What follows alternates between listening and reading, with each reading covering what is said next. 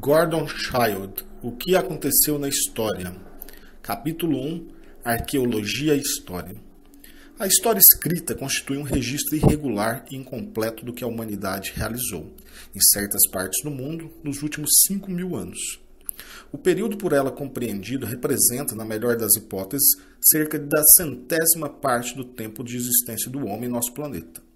O quadro apresentado é francamente caótico. Difícil reconhecer nele qualquer elemento unificador ou quaisquer tendências direcionais.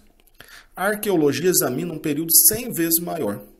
Nesse campo de estudo mais amplo, revela tendências gerais, modificações cumulativas numa direção principal e no sentido de resultados perfeitamente identificáveis. Auxiliada pela arqueologia, a história, com seu prelúdio à pré-história, torna-se uma continuação da história natural. Esta última estuda nos registros geológicos a evolução das várias espécies de criaturas vivas, como resultado da seleção natural. A sobrevivência e multiplicação daqueles fisicamente adaptados ao seu meio. O homem é a última grande espécie a surgir, e nos registros geológicos, seus restos fósseis são encontrados nas camadas superiores, e neste sentido literal, ele é o produto mais alto daquele processo. A pré-história acompanha a sobrevivência e multiplicação dessa espécie, graças ao aperfeiçoamento do equipamento artificial e transferível que assegura às sociedades humanas a adaptação ao meio, e desse meio a elas. E a arqueologia traça esse mesmo processo nas épocas históricas, com auxílio complementar dos registros escritos, mesmo nas regiões em que o despontar da história escrita se tenha retardado. Sem qualquer modificação no método, pôde seguir, até os dias de hoje, a evolução de tendências já identificadas na pré-história. Nossa espécie, o homem no sentido mais amplo, conseguiu sobreviver e multiplicar-se principalmente pelo aperfeiçoamento de seu equipamento, como demonstrei minuciosamente em A Evolução Cultural do Homem. Tal como ocorre com outros animais, é sobretudo por meio de seu equipamento que o homem atua sobre o mundo exterior e reage em função dele, obtém seu sustento e escapa aos perigos. Em linguagem técnica, adapta-se ao meio ou mesmo ajusta o meio às suas necessidades.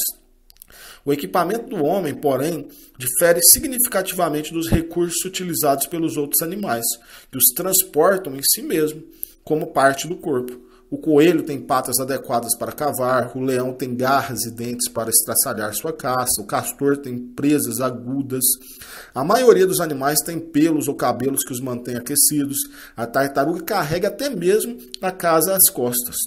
O homem não dispõe de quase nenhum equipamento desse gênero e perdeu mesmo alguns de tais recursos que lhe eram naturais nas épocas pré-históricas. Foram substituídos por instrumentos, órgãos não corporais que fabrica, utiliza e despreza, segundo suas conveniências. Faz picaretas e pás para cavar, armas para matar a caça e o inimigo, enxós e machados para cortar a madeira, roupas para manter-se aquecido no frio, casas de madeira, tijolo ou pedra para abrigar-se.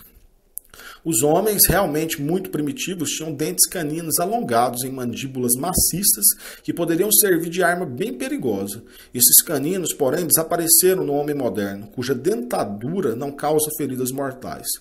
Tal como nos outros animais, há de certo uma base fisiológica corporal para o equipamento do homem, e que pode ser resumida em duas palavras: mãos e cérebro. Dispensadas do trabalho de transportar o corpo, nossas patas dianteiras transformaram-se em instrumentos delicados, capazes de uma surpreendente variedade de movimentos sutis e preciosos. Para controlá-los e colocá-los em relação com as impressões recebidas de fora pelos olhos e outros órgãos dos sentidos, tornamo-nos possuidores de um sistema nervoso complicado e de um cérebro excepcionalmente grande e complexo. O fato de ser transferível e extracorpóreo dá ao resto do equipamento humano vantagens evidentes. É mesmo adequado e mais adaptável do que o dos outros animais, cujos recursos só o tornam capaz de viver num meio determinado e sob condições especiais. A lebre da montanha passa o inverno confortável e seguramente nas encostas cobertas de neve graças às modificações de seu pelo. No clima mais quente dos vales correria evidente perigo. O homem pode dispor de roupas quentes ao se transferir para um clima mais cálido e adaptar sua indumentária ao meio. As patas do coelho são bons instrumentos de cavar, mas não podem concorrer com as de um gato como armas. Já as patas do felino não se prestam à utilização como pás. O homem tanto pode fazer as ferramentas como as armas. Em resumo, o equipamento hereditário do animal é adequado à execução de um número limitado de operações num determinado meio. O equipamento não corpóreo do homem pode ser ajustado a um número quase infinito de operações. Pode ser, note-se, e não é.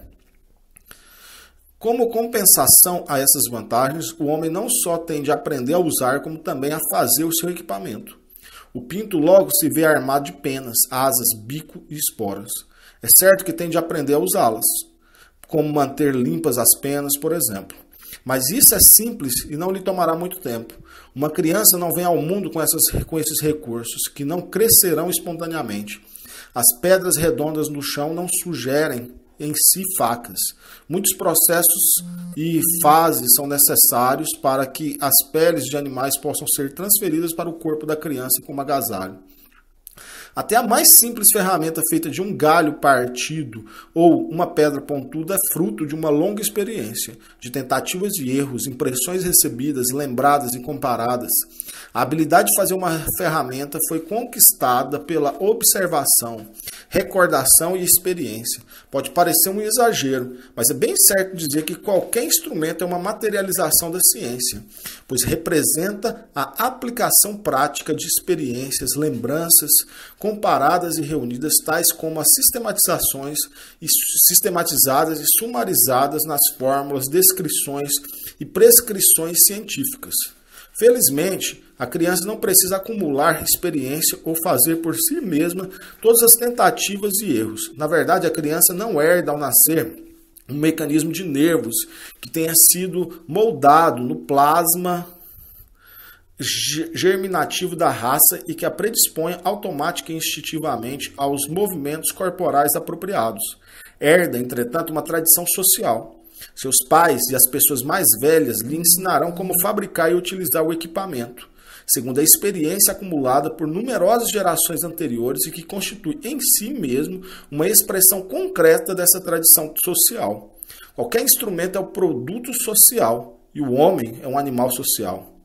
Como tem muito o que aprender, a criança é peculiarmente delicada e indefesa, e sua debilidade prolonga-se mais tempo do que a dos outros animais novos.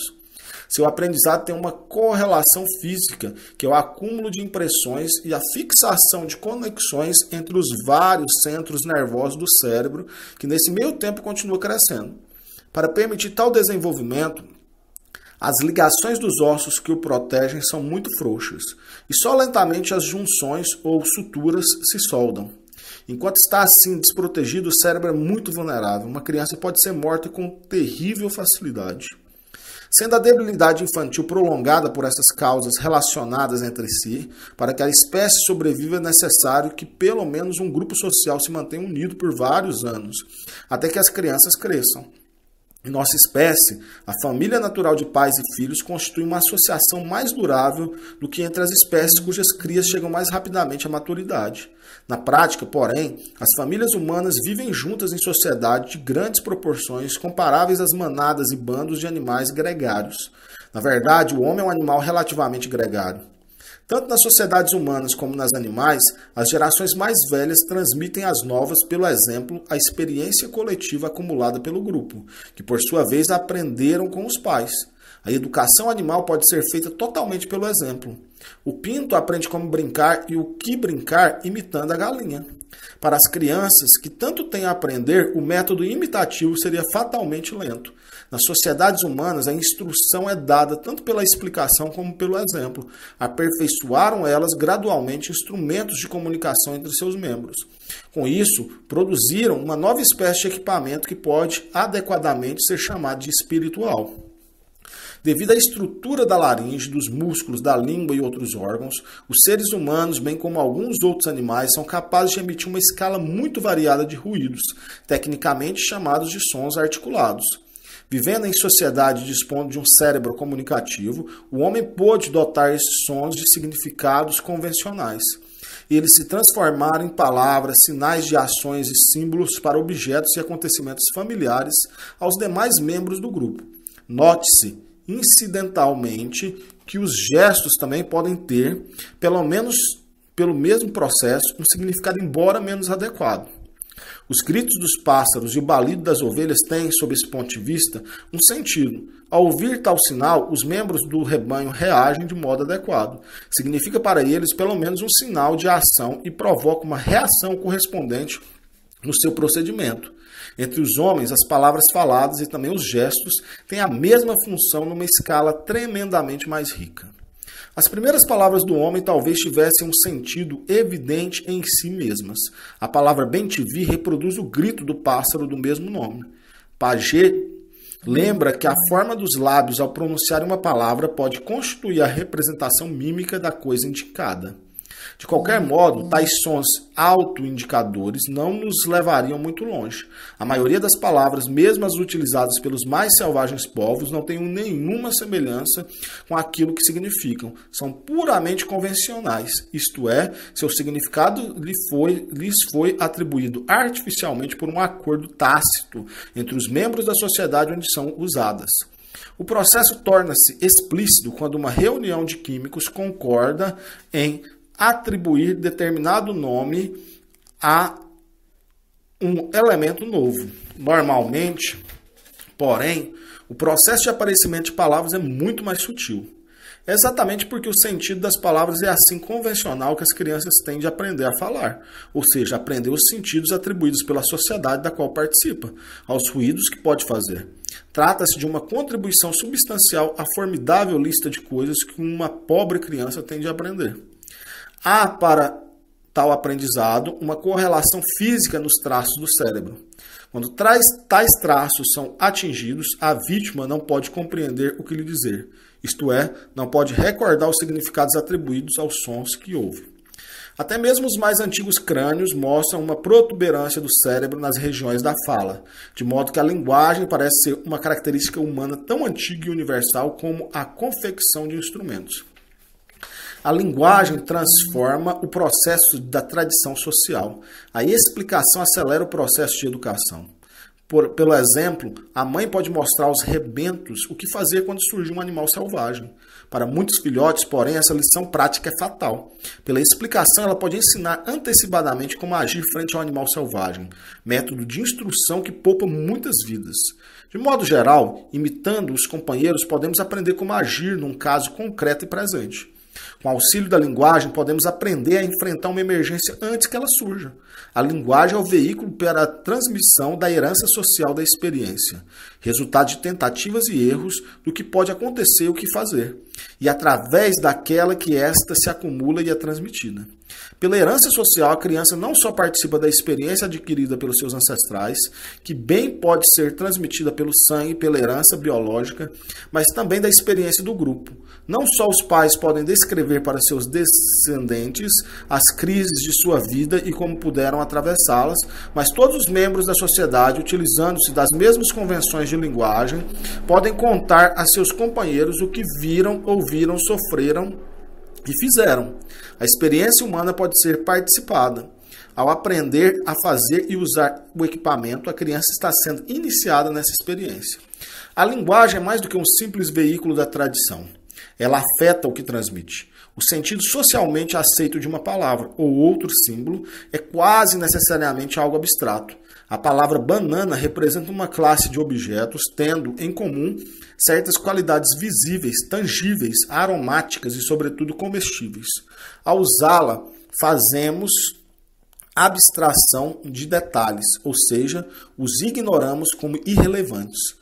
O número de manchas em sua casca, a posição que tem na bananeira ou no cacho e assim por diante, que são qualidades de qualquer banana real. Toda palavra, por maior e mais material que seja seu sentido, tem um caráter algo abstrato.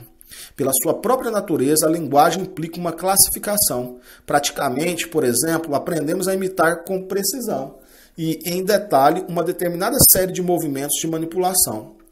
Pela explicação, podemos aprender quais movimentos a executar, mas teremos ainda uma certa margem de variação. Na engenharia, o contraste entre o aprendizado prático e a educação universitária se resume essencialmente nisso. A linguagem faz com que a tradição seja racional. O raciocínio foi definido como a capacidade de resolver problemas sem passar pelo processo material da tentativa e do erro. Ao invés de procurar fazer determinada coisa com nossas mãos e talvez queimando os dedos, executamos o processo mental com ideias, imagens ou símbolos das ações que seriam necessárias. Outros animais, além do homem, agem como se raciocinassem nesse sentido. Se dermos a um macaco uma banana colocada dentro de um tubo, aberto nas extremidades, mas bastante comprimido para que não possa atingi-la, ele logo descobrirá como empurrar a banana com uma vara e retirá-la por uma das extremidades, sem perder tempo numa série de movimentos inúteis. O macaco terá imaginado a banana em várias posições não existentes, antes de descobrir como tirá-la. Não teve, porém, de afastar-se muito da situação concreta que enfrentava.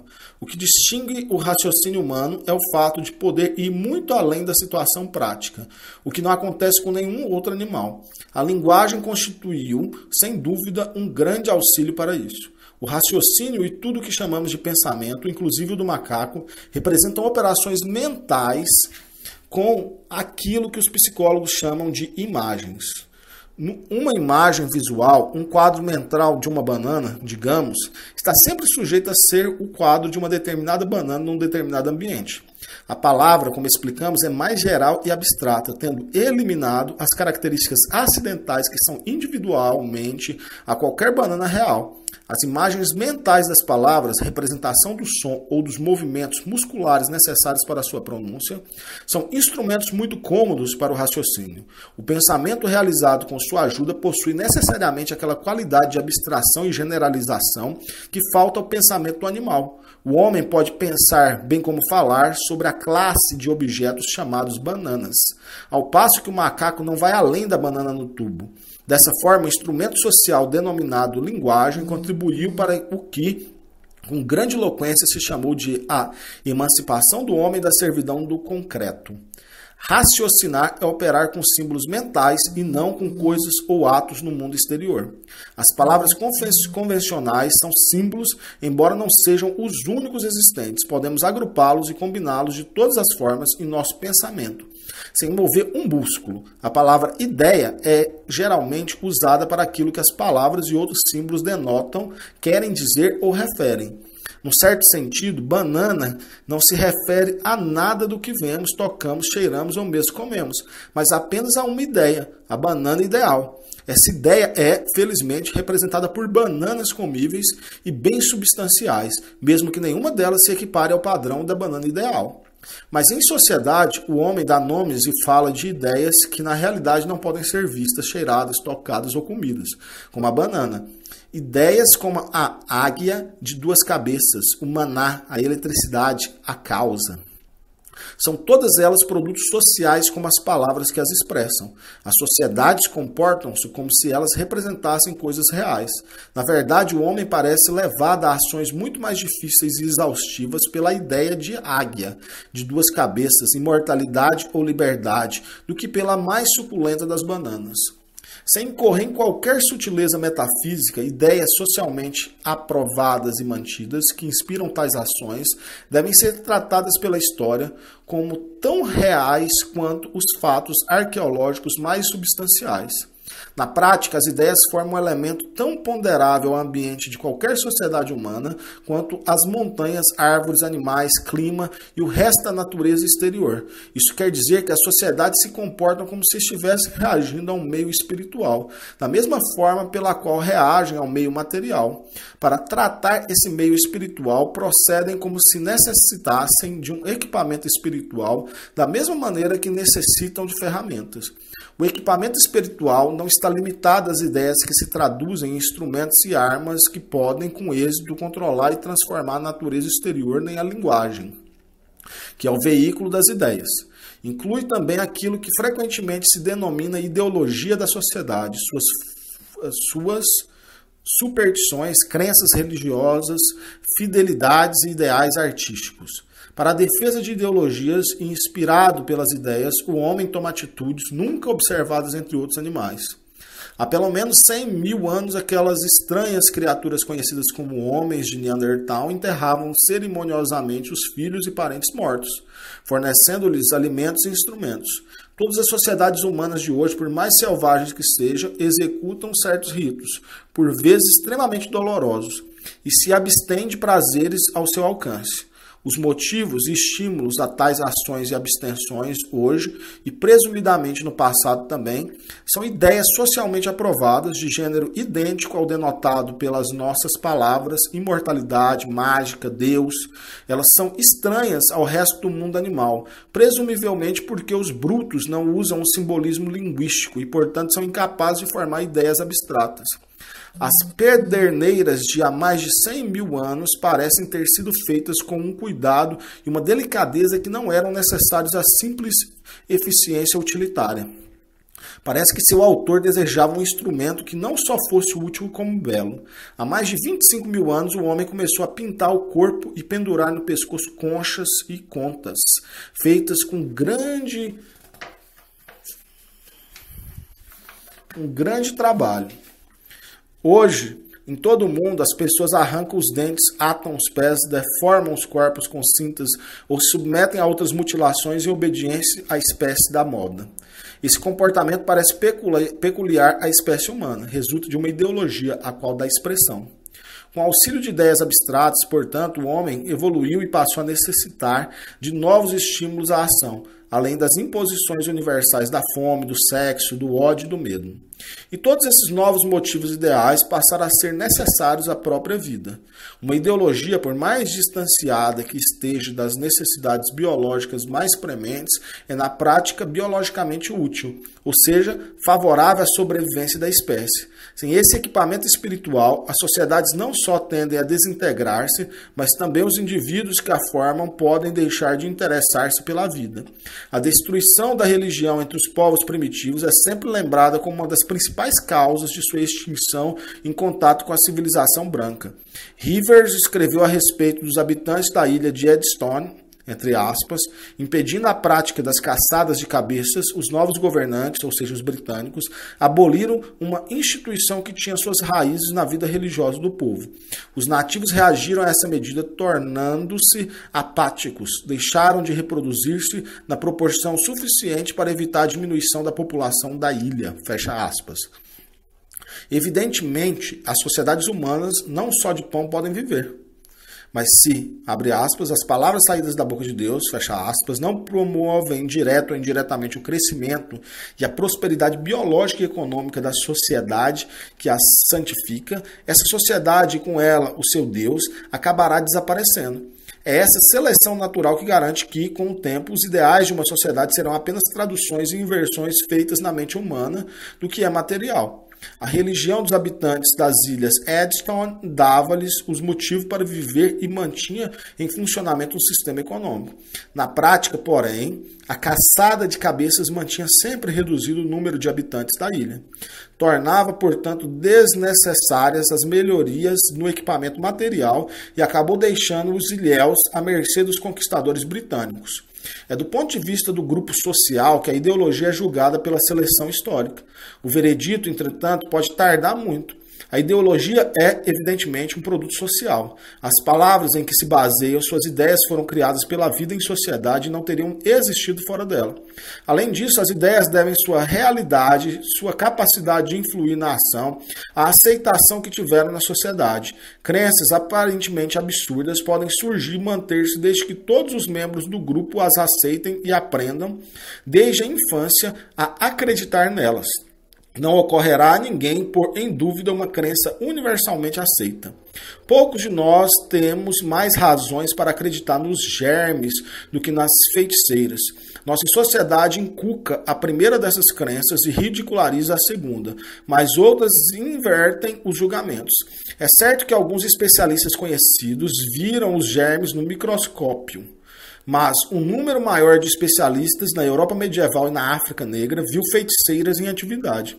A superioridade da nossa crença se evidenciará se, com o tempo, os antissépticos e vacinas conseguirem evitar melhor a morte do que as encantações e a queima de feiticeiros, permitindo com isso o crescimento social. Manter a sociedade unida e em plena atividade não é a menos importante das funções de uma ideologia. E pelo menos nesse aspecto ela age sobre a tecnologia e o equipamento material. Pois como o equipamento espiritual, o equipamento material não é um produto social apenas pelo fato de surgir de uma tradição social. Na prática, a confecção e utilização de instrumentos também demandam a cooperação entre os membros da sociedade. Hoje é evidente que o europeu e o americano moderno só conseguem alimentação, abrigo, indumentária e a satisfação de outras necessidades como resultado da cooperação de uma vasta e extremamente complicada organização ou economia. Se nos desligássemos dela, viveríamos mal e provavelmente morreríamos de fome. Teoricamente, o homem primitivo, com suas necessidades mais simples e equipamento mais rudimentar, podia prover a si mesmo.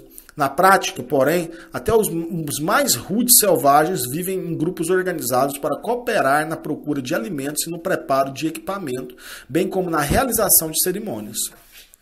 Entre os aborígenes australianos, por exemplo, encontramos uma divisão do trabalho entre os sexos na caça e na provisão, bem como na confecção de implementos e vasos. Há também uma divisão de produto dessa atividade cooperativa. Até mesmo o estudante da cultura material terá de ocupar-se da sociedade como uma organização cooperativa para a produção de meios de satisfazer suas necessidades, de reproduzir-se e de produzir novas necessidades. Ele deseja ver sua economia em funcionamento, mas ela é afetada pela sua ideologia, a qual também a afeta. O conceito materialista da história afirma que a economia determina a ideologia. É mais seguro e mais certo repetir com outras palavras o que já dissemos. Uma ideologia só pode sobreviver ao tempo se contribuir para o funcionamento regular e eficiente da economia. Se o dificultar, a sociedade e com ela a ideologia perecerá. Mas o reconhecimento pode ser adiado por muito tempo. Uma ideologia obsoleta pode dificultar a economia e impedir sua transformação por um tempo muito mais prolongado do que os marxistas admitem. Idealmente, a tradição social é uma única. O homem de hoje é o herdeiro teórico de todas as idades e recebe a experiência acumulada por todos os seus antecessores. Esse ideal, porém, está longe da realização prática. A humanidade não forma uma sociedade única, hoje, estando, pelo contrário, dividida em muitas sociedades diferentes. Todas as provas disponíveis são de que essa divisão é ainda maior do que no passado, pelo menos no que a arqueologia pode verificar. Cada sociedade pode ter não só convenções linguísticas diferentes, mas convenções também diferentes sobre o equipamento espiritual e até mesmo sobre o material, pois cada uma delas preservou, transmitiu e estabeleceu tradições peculiares próprias. A Babel das línguas é hoje uma evidência penosa. Basta lembrar aqui que cada língua é produto de uma tradição social e age sobre outras formas tradicionais de comportamento e pensamento. Menos familiar é o processo pelo qual as divergências de tradição atingem até a cultura material. Os norte-americanos utilizam-se dos garfos e facas de modo diferente dos ingleses, e essa diferença encontra uma expressão concreta nos detalhes insignificantes dos próprios garfos e facas. Na Irlanda e no país de Gales, os trabalhadores rurais usam pás de cabos longos, ao passo que na Inglaterra e na Escócia os cabos não são muito mais curtos. O trabalho realizado é, em cada caso, o mesmo, embora o manuseio do instrumento seja evidentemente diverso. As diferenças são puramente convencionais, refletem divergências na tradição social que, sendo expressas concretamente nas formas da ferramenta empregada, pertencem aos limites da arqueologia e podem ser seguidas até o passado remoto, no qual não encontramos registros escritos que permitam o reconhecimento de diferenças linguísticas. Criaturas semelhantes ao homem surgiram há 400 ou 500 mil anos, dispersas da Inglaterra até a China e da Alemanha até o Transvaal. Podemos presumir apenas que viviam em grupos sociais, pequenos, esparsos e mutuamente isolados. Nessas condições, é de esperar que tenham desenvolvido tradições diferentes entre si, segundo os climas e outras condições de ambiente que tinham de enfrentar. E, de fato, entre as primeiras e certas manifestações da mão humana, nas mais antigas ferramentas notam-se diferenças nos métodos de aguçar a pedra e nas formas dadas aos instrumentos disso resultante. São aparentemente formas arbitrárias, não estando condicionadas pela natureza do material ou pelo uso. Tal como as facas e garfos na Inglaterra e nos Estados Unidos, e as pás na Inglaterra e no país de Gales, essas diferenças na técnica e na forma devem responder a tradições divergentes, desenvolvidas e praticadas por sociedades distintas, bandos, manadas, clãs, tribos ou o que quisermos. À medida que passa o tempo e o registro arqueológico se torna mais completo, maiores diferenças podem ser constatadas, atingindo uma escala ainda mais ampla de produtos concretos. Um dos principais objetivos da arqueologia pré-histórica é o de definir as várias tradições sociais expressas nas diferenças existentes entre suas relíquias. Os arqueólogos classificam os objetos de seu estudo não só pela função, em facas, machados, cabanas, tumbas, etc., mas também em diferentes tipos de facas, machados, abrigos e sepulturas. Os vários tipos de faca ou tumba preenchem, de modo geral, a mesma função. As diferenças entre eles repousam em divergências na tradição social que determina o seu método de preparo e uso.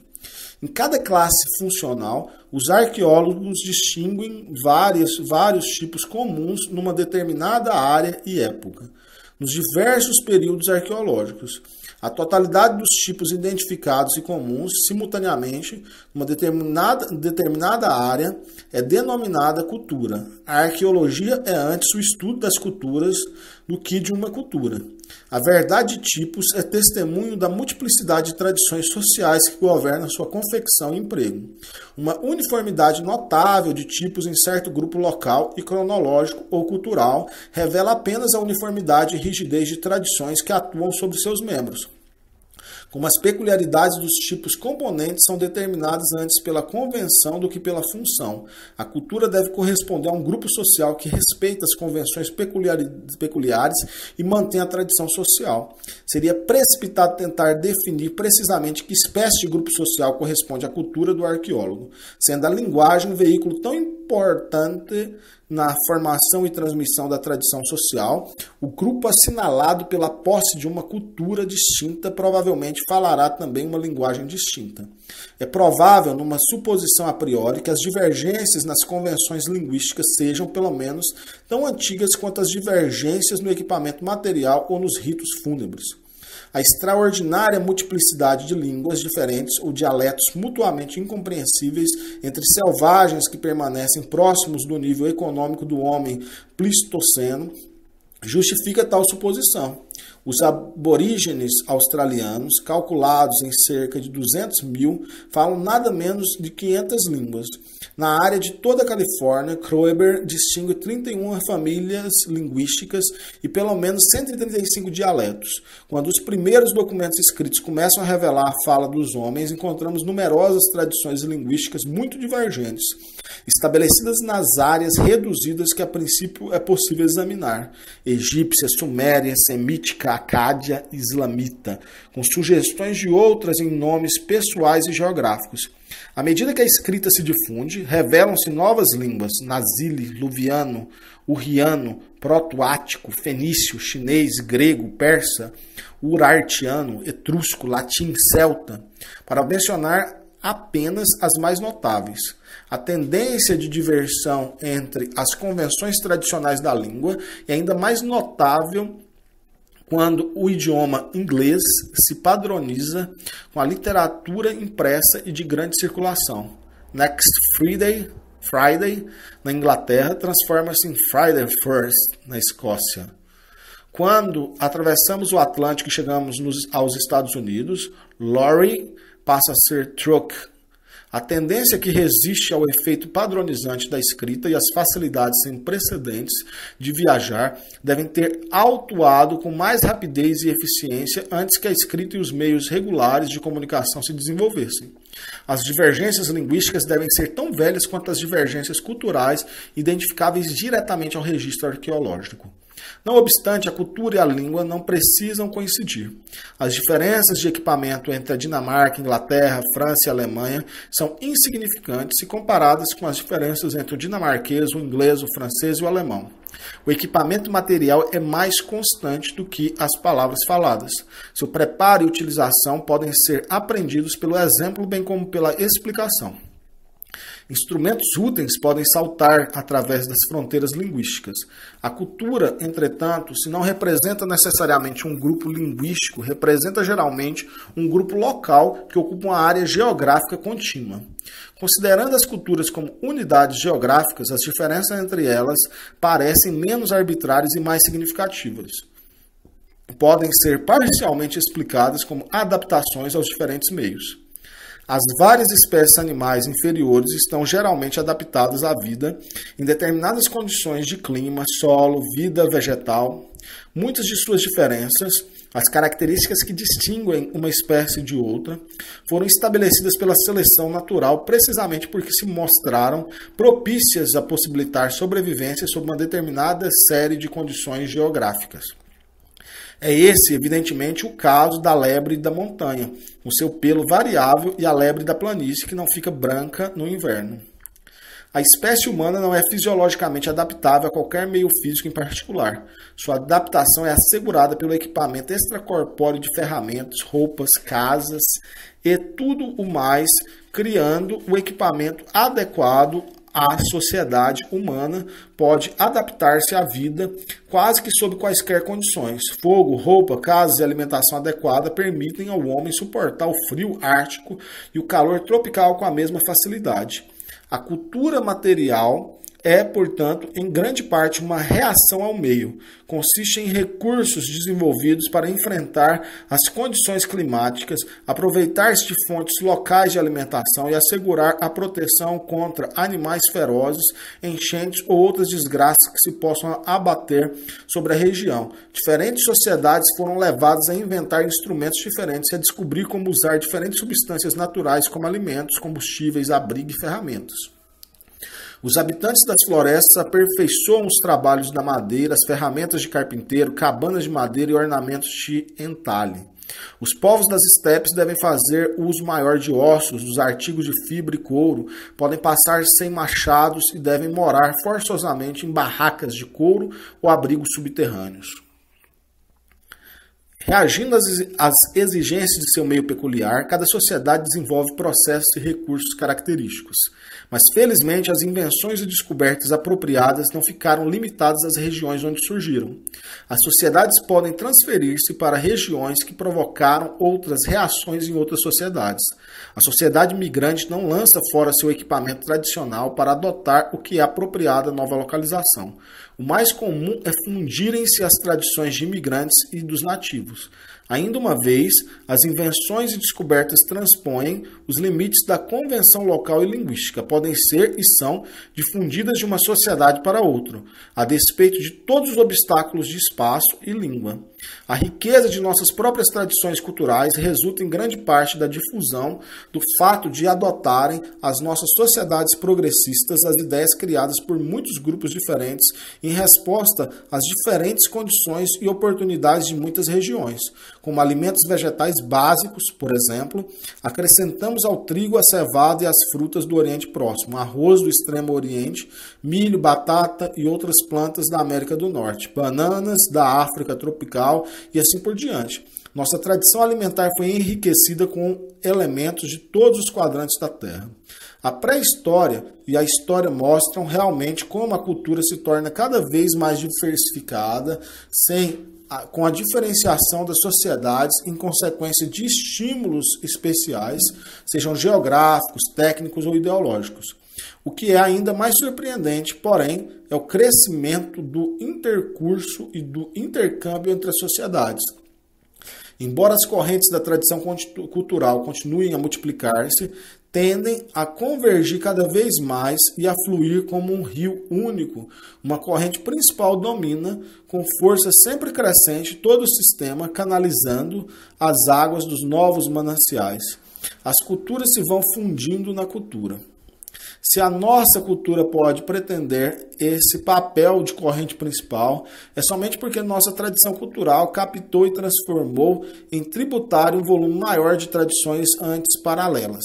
Embora nas épocas históricas a corrente principal fluísse do Egito e Mesopotâmia, através da Grécia e Roma, Bizâncio e Islã, até a Europa Atlântica e América, foi várias vezes engrossada pelas correntes das civilizações indianas, chinesas, mexicanas e peruanas, e por numerosos bárbaros e selvagens. As civilizações chinesa e indiana não deixaram, na verdade, de absorver mutuamente suas correntes e outras correntes mais ocidentais, mas no conjunto, até agora, as lançaram em águas estagnadas, plácidas, imutáveis. As civilizações dos maias e incas, por outro lado, cessaram de existir simultaneamente, mas suas águas são ainda levadas pela corrente principal da moderna civilização atlântica. Na continuação, vamos ocupar-nos principalmente com o curso da corrente principal, mesmo que tenhamos de tempos em tempos que realizar digressões laterais para traçar a contribuição a ela feita pelas correntes tributárias. Se acompanharmos o longo processo revelado pelos registros arqueológicos e pelos registros escritos, veremos que uma tendência direcional se faz mais evidente na esfera econômica, nos métodos pelos quais as sociedades mais progressistas se asseguram a sobrevivência. Nesse aspecto, será possível identificar inovações radicais, verdadeiramente revolucionárias, cada qual seguida por aumentos de população que, se houvesse estatísticas dignas de fé, se refletiriam acentuadamente na curva da população. Essas revoluções são utilizadas para distinguir fases ou estágios do processo histórico, resumidos como se segue. 1. A história começa talvez há 500 mil anos, talvez há 250 mil anos, surgindo o homem como animal raro e coletor, que vivia como qualquer outro animal carnívoro, parasitariamente, alimentando-se de qualquer coisa que a natureza lhe pudesse oferecer. A economia coletora, correspondendo àquilo que Morgan chamou de selvageria, constituiu a única fonte de sobrevivência para a sociedade humana durante cerca de 98% da permanência do homem neste planeta, por todo o período que os arqueólogos chamam de Idade Paleolítica, primeira Idade da Pedra ou Idade da Pedra Lascada, e que os geólogos chamam de período Pleistoceno.